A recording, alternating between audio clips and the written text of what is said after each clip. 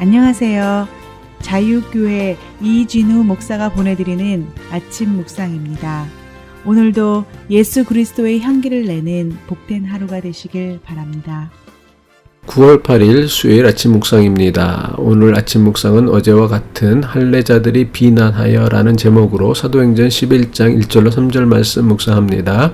유대에 있는 사도들과 형제들이 이방인들도 하나님의 말씀을 받았다 함을 들었더니 베드로가 예루살렘에 올라갔을 때에 할례자들이 비난하여 이르되 내가 무할례자의 집에 들어가 함께 먹었다 하니. 오늘도 성령님의 인도하심을 따라가는 복된 하루 되시길 바라며 수요일 아침 묵상 시작합니다. 베드로가 이방인 고넬료의 집에서 이방인들에게 복음을 전하고 세례를 베풀었다는 소문이 예루살렘 교회의 사도들과 교인들에게 알려졌습니다.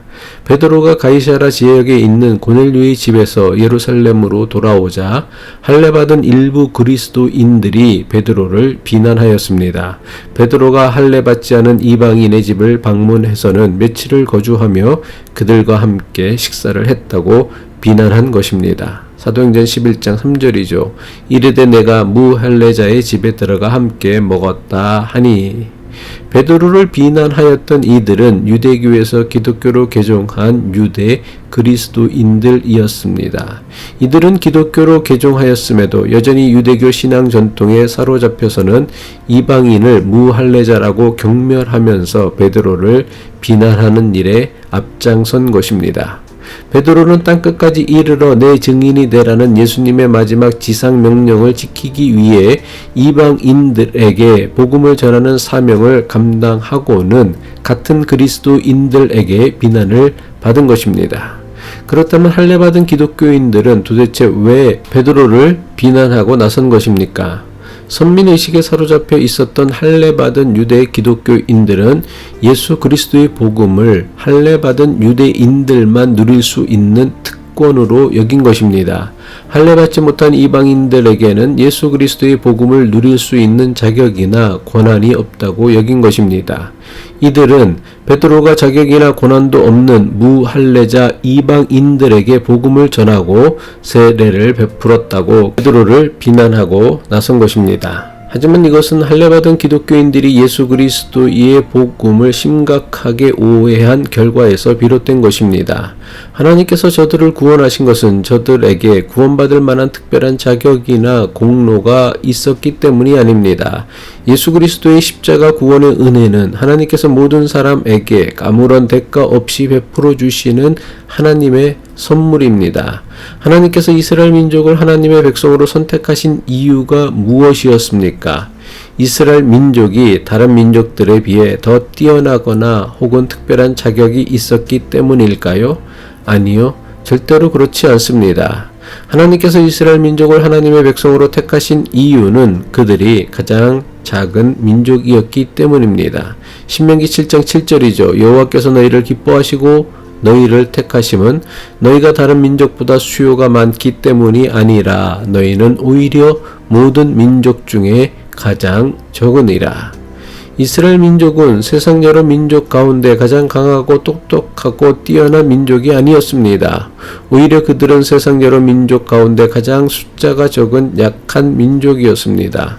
고대 사회에서는 민족의 숫자가 곧 그 민족의 힘과 능력을 나타내는 가장 강력한 기준이었습니다.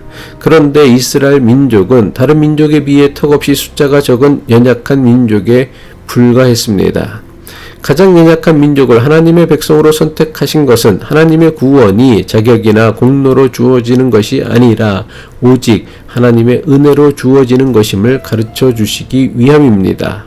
이스라엘 민족에게 명하신 할례 역시 가장 적은 민족을 하나님의 백성 삼아주신 하나님의 은혜를 평생 잊지 않고 기억하며 살게 하기 위함이었습니다.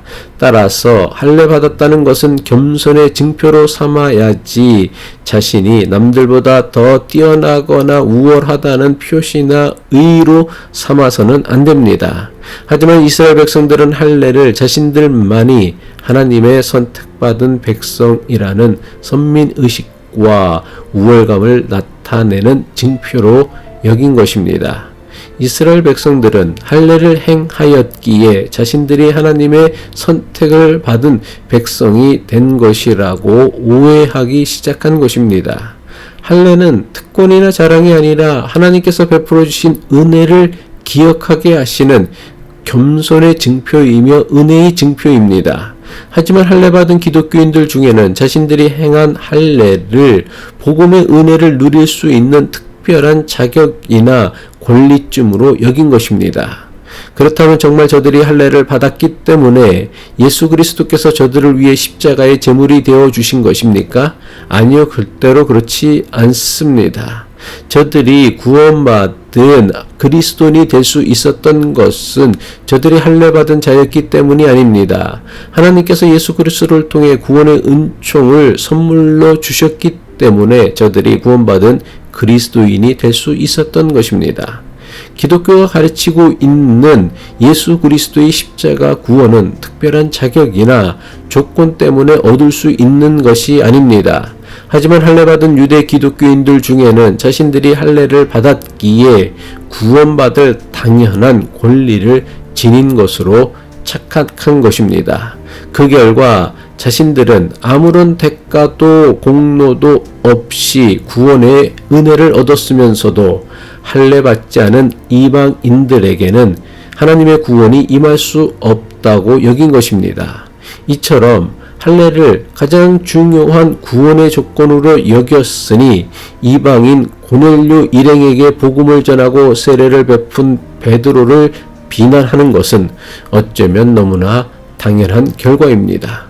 2000년 전 초대교회의 착각과 실수가 2000년이 지난 지금도 여전히 우리에게 반복되고 있습니다.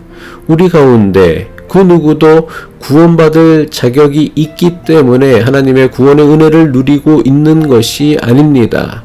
구원의 은혜는 전적으로 값없이 베풀어 주시는 예수 그리스도의 십자가 은혜로 말미암은 것입니다. 아무런 자격도 공로도 없는 자에게 베푸신 구원의 은혜에 감사하여 우리는 구원에 합당한 삶을 살려고 노력하며 살아야 하는 것입니다. 값없이 베푸시는 구원의 은혜를 받은 사람은 결코 자기 의의를 자랑하지 않습니다. 모든 것이 내 공로나 자격 때문이 아니라 전적인 하나님의 은혜요 사랑임을 깨닫기 때문입니다.